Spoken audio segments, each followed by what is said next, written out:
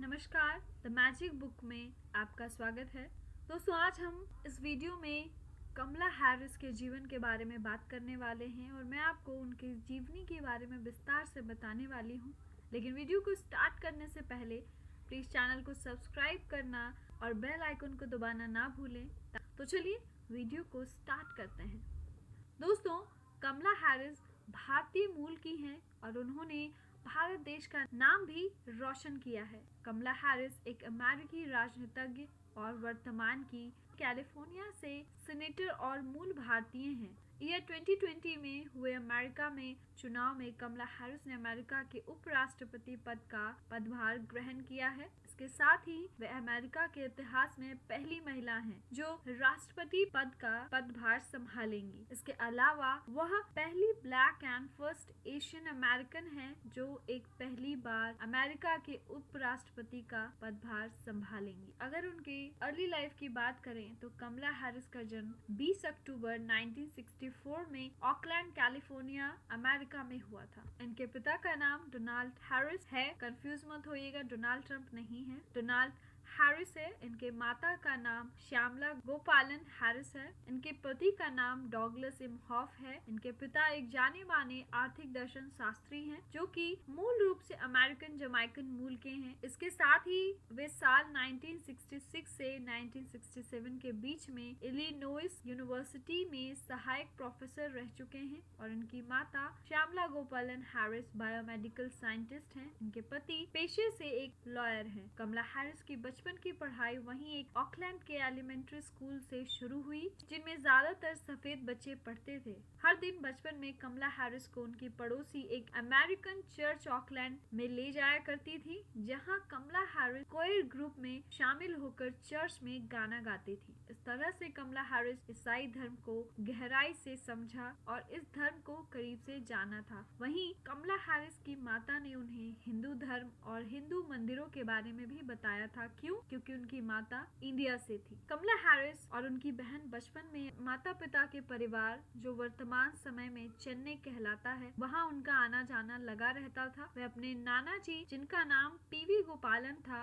वे उनसे काफी प्रभावित थी। पीवी गोपालन रिटायर्ड भारतीय सेवा के अधिकारी रह चुके थे। इसके अलावा कमला हैरिस अपने पिता के परिवार जो कि जमाइका में रहते थे वे उनसे भी मिलती रहती थी। कमला हैरिस जब 7 साल की थी तो उनके माता पिता का डाइवोर्स हो गया था, जिसके बाद कमला हैरिस और उनकी बहन वीकेंड पर पोलो अटेलिया अपने पिता से मिलने जाया करती थी। जिसके बाद उनके पड़ोसियों ने अपने बच्चों के साथ कमला हैरिस और उनकी बहन के साथ खेलने की अनुमति नहीं दिया करते थे क्योंकि वे काले थे। जब 12 वर्ष की हुई तो हैरिस और उनकी बहन अपनी माँ के साथ मॉन्ट्रियल, क्यूबेक, कनाडा चली गईं, जहां उनकी माता श्यामला ने मैकगिल यूनिवर्सिटी में काम सीखा और काम करना शुरू कर दिया। इसके साथ ही 1981 में वेस्ट माउंट में क्यूमेक हाई स्कूल से स्नातक की उपाधि प्राप्त की। अपने हाई स्कूल खत्म करने के बाद 1986 में उन्होंने हार्वर्ड यूनिवर्सिटी से अर्थशास्त्र और राजनीतिक विज्ञान डिग्री हासिल की।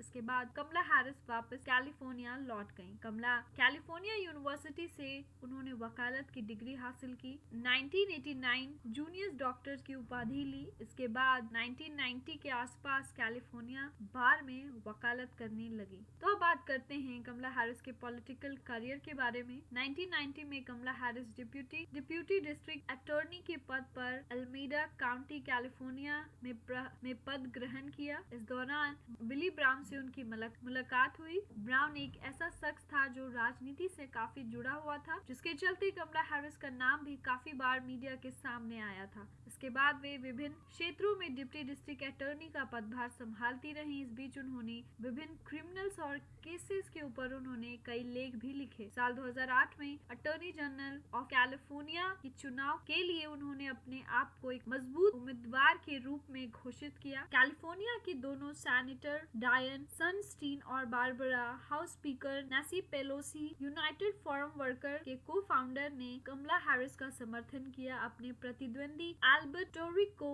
हराकर 33% वोटों से उन्होंने अटॉर्नी जनरल ऑफ कैलिफोर्निया का चुनाव जीता था। 3 जनवरी 2011 को हैरिस ने शपथ ली। पहली अफ्रीकी अमेरिकन और राज्य के इतिहास में अटॉर्नी जनरल पद का भार संभालने वाली पहली दक्षिणी एशियाई अमेरिकन थी। 2016 में कैलिफोर्निया डेमोक्रेटिक पार्टी से जुड़ी। 2016 में हुए चुनाव में उन्होंने 40% वोट हासिल किए थे, जिसमें राष्ट्रपति बराक ओबामा और उपराष्ट्रपति जो बाइडेन कमला हैरिस का समर्थन किया था। कमला हैरिस को आम चुनाव में कांग्रेस के साथ ही ऑटोमेटिक लोरेटा साजेस का सामना करना पड़ा था। यही पहली बार था जब एक रिपब्लिकन सीनेट के लिए आम चुनाव में नहीं दिखाया गया था, क्योंकि कैलिफोर्निया ने 1914 में सीनेट और उनका चुनाव शुरू किया था। 2016 में उन्होंने चुनाव में 60% वोटों से कब्जा करते हुए जीत हासिल की थी। अपनी जीत के बाद उन्होंने उस पर वासियों को राष्ट्रपति डोनाल्ड ट्रंप की नीतियों से बचाने का वादा भी किया था और 2016 के अंत तक